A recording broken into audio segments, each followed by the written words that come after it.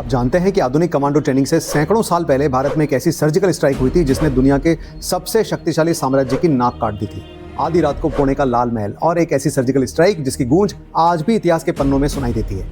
चलिए जानते हैं छत्रपति शिवाजी महाराज के उस मिशन के बारे में जिसने औरंगजेब के घमंड को धूल चटा दी। साल था 1663। औरंगजेब का मामा शाइस्ता खान 1 लाख की विशाल मुगल सेना लेकर आया और शिवाजी के बचपन के घर पुणे के लाल महल पर कब्जा जमा लिया। उसके पास थी हजारों तोपें और कड़ा पहरा। वो पुणे के आसपास तबाही मचा रहा था। उसे लगता था कि लाल महल एक अभेद्य किला है, लेकिन वो एक बात भूल गया था। महल में वो सोया था, उसकी ईंट ईंट से शिवाजी महाराज परिचित थे। उस पूरे महल की अच्छे से उन्होंने जासूसी करवा रखी थी, यहाँ तक कि उसकी रसोई की भी।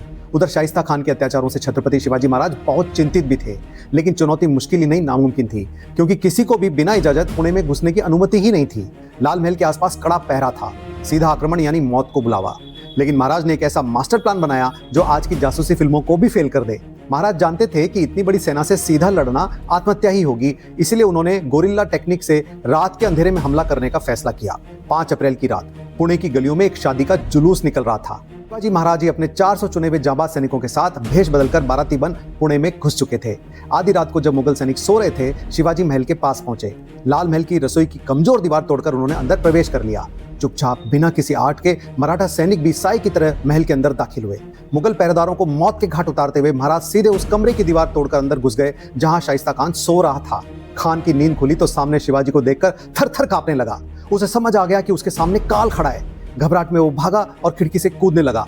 तभी महाराज की तलवार बिजली की तरह चमकी। खान की जान तो बच गई, लेकिन उसकी 3 उंगलियां कटकर वहीं गिर पड़ी।